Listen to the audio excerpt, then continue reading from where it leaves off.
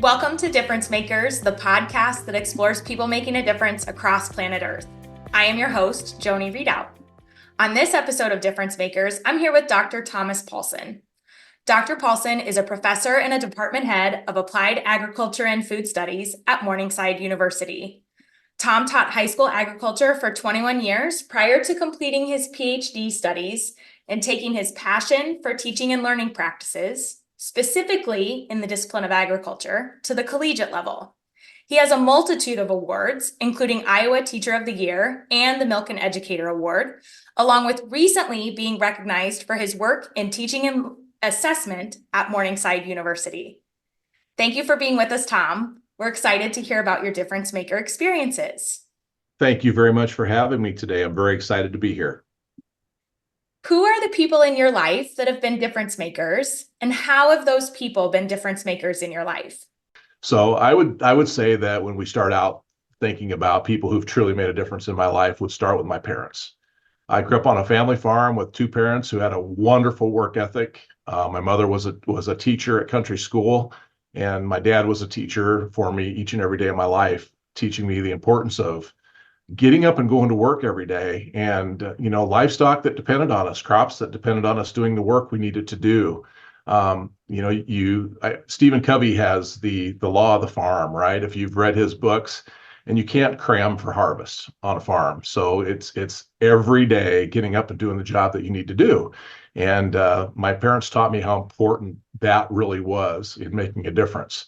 As I moved into my elementary age, I had a chance to be involved in 4-H. I had wonderful 4-H leaders, wonderful Sunday school teachers, wonderful teachers. As a matter of fact, I just had a class reunion a year ago that ended in a 0. I won't tell you which one that was, but you could probably figure it out. But we talked about what wonderful teachers we had in all of our experiences through school, and how lucky, truly lucky we were to have great teachers. But one of the most impactful teachers that I ever had in my high school experience was Mr. Bruce Jonk. And Bruce Jonk was my high school agricultural education teacher. Bruce taught me agriculture from a different perspective. He taught me things that we didn't have or didn't experience on my own family farming operation. But he also lit a passion for me about education. When I started high school, my whole goal was to farm with my dad. And my ag teacher said, well, you're pretty good at school. You're pretty good at public speaking. You like sports, you like school, right? And I said, well, yeah, I do. I enjoy all those things. Have you ever thought about being an ag teacher? And as I look back at my career and all the people that I've met, how many of us have had that teacher that said, hey, have you ever thought about trying this or trying to do this? And Bruce was certainly that individual for me. And I became a teacher and actually got to teach in the same FFA district, competitive district as him. So he and I competed in competitions and saw each other at meetings for probably the last, I'd say, 10 or 12 years of his career before he retired. So he moved from Mr. Jonk to actually being Bruce to me, which was pretty cool. Had an individual relationship with him. My next difference maker in my life was Dr. Marv Hosky at Northwest Missouri State University in my undergrad experience. And he was an individual that taught me about how important teaching was, and how I could be a good teacher and make a true difference in the lives of others. And so I became a teacher, absolutely loved my experience with him. Matter of fact, just met with him last summer. He and his wife came and visited our program here at Morningside University, and we've had a wonderful relationship for almost going on 40 years, which is pretty phenomenal. And then later in my career, I met Dr. Robert Martin at Iowa State University, and Dr. Martin has recently passed away. But Dr. Martin was my major professor for my master's degree, and he was my major professor for my PhD. And he was the individual that told me I needed to leave K-12 education and come to teacher education. And that was a really tough decision for me. I was in my late 40s by the time I decided to move on to try something different, and actually into my 50s. So have to be honest here as I moved into higher education. But he was the individual that said, Tom, you can make a bigger difference, and you can cast your net just a little bit wider.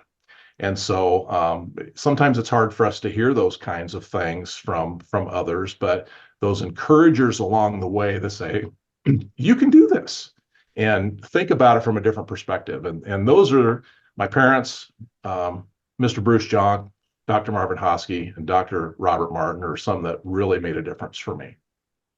It is cool as I have these awesome conversations, um, how much the people that make a difference in our life are the encouragers or the ones that kind of plant a seed about things maybe we hadn't thought were within our potential or that they saw in us. Yeah, It's cool to absolutely. think about. Absolutely. Yeah. And when I think back to some of those conversations, they were just in everyday conversations that came out of not necessarily the teacher role, but that, pat you on the back and say, hey, this is a relationship thing. Have you thought about this? Because I care about you and I think that you can do this. And wow, what a difference that makes. Speaking of difference makers, right? So Yes, yeah, yes. And then absolutely. being mindful of that in our interactions with people, that when we notice things about other individuals, to make sure to say something.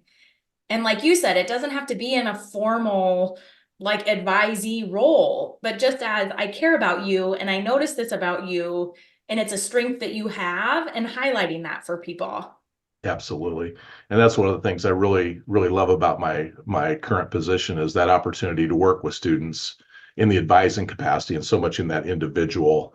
I'm in a lot of classroom settings, but we have a chance to really work with, I get to work with students like Dr. Hosky and Dr. Martin worked with me. And that's really, really enjoyable. Yeah, absolutely. So as you think about that and those awesome difference makers in your life, how have you been a difference maker in the lives of others? Well, I think, and then sometimes you want to be humble when you ask questions like this, right? And it's Yes. kind of hard to talk about some of these things, but I think being a listener and being someone who cares about people. And as I think about my career, I wouldn't have gone into education if I didn't enjoy being with people. Now there's people that challenge us, people that, secretly might drive us crazy from time to time. But there was a story I always told when I was Iowa Teacher of the Year, and I think about that story often. And it's the story of quote unquote Dean. This is not his real name. But this student was one of those students I had in class that drove me crazy. Okay. He he didn't want to do his homework. He liked working in the shop, but he didn't always want to do exactly the activities that we had set out for the day. Matter of fact, he challenged me quite frequently on a lot of different things. And, at the end of the semester, it was one of those things, well, you're going to pass, you're going to get out of here, and I don't have to deal with you anymore. Well, fast forward, after that student left, probably middle of his senior year. I don't think I saw him after that. Ran into him about 3 or 4 years later in Walmart with my wife and my kids. What you do when you have young kids on a Saturday night, you go through Walmart and do all that's the excitement of your life, right? Well, I see Dean and he starts walking towards me and I'm going, oh gosh, here he is. And he came up to me and he said, hey, Mr. Paulsen, come here, I want you to meet somebody. So I walk around the aisle and he introduces me to his wife and his young child. And he says, this is Mr. Paulsen. He said, Mr. Paulsen is the only teacher. He's the only teacher that ever cared about me. And I'm thinking, wow, I made a difference in this kid's life and didn't even know it. Didn't even realize it. He drove me crazy, drove me absolutely crazy. But you never know the difference that you're going to make in somebody's life. So I cared because I gave him attention, and I must have given him a fair shot, even though he drove me crazy. So, but that particular story has resonated with me for years and years, and I share that with my students and tell them how important it is that we can make a difference just by being there. Yeah. And it's not that they tell you in the moment, right? Like that's part of my passion for doing this Yeah, and highlighting people that are difference makers is I think there's something within us as educators that's why we got into this profession. it Um, is. but then to think about all the people that we encounter on a daily basis or that you work with for a semester or that you meet with or in whatever profession, whatever going to the grocery store, right? And seeing people within your community, it's not always that people are going to intentionally say in the second, you made a difference for me. It's the That's Walmart right. conversation 3 or 4 years later. It is. And sometimes we don't ever get to have those conversations. We really don't know, right? But when you do, they're pretty meaningful, pretty emotional, and pretty special. Absolutely. Yeah. Absolutely. What a great story. Uh, Yeah. So just to kind of summarize that, it's about developing relationships. It's about caring about students and challenging students too. Students, don't always like authority and don't always like to be challenged, at least on the surface. But at the end of the day, they'll say, "Wow, no one's ever pushed me like that. No one ever thought I could do those kinds of things." And so you have to be careful in the way in which you do that. But challenging students, supporting students, caring about students, and having a relationship with students is absolutely critical. do you find that in your work? I know that was one of your high school students. Do you find that in your work at the collegiate level, like that it mimics that same dynamic? It absolutely can. It absolutely can. It's, students are a little bit older, a little bit more mature. I don't have the kind of behavioral issues that I may have had from time to time, in the high school setting. But I have students that they're maybe more passive aggressive. They don't do their work. They give up on themselves. But having the opportunity to really push them and sometimes drag them along, kicking and screaming a little bit, but saying, you can do this. You've got to get through this next hoop to graduate. You can do it. And providing either helping them find services or support structures that they might need, but also being that little pat on the back or kick in the tail to say, listen, let's get going, let's get this done.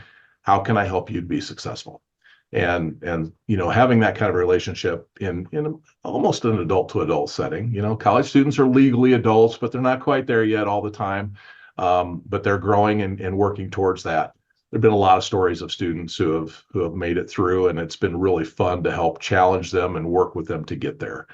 The ones that could do it in spite of me or without me at all, it's fun to challenge them a little bit harder too, and to help them grow as an individual. A lot of fun. That's awesome.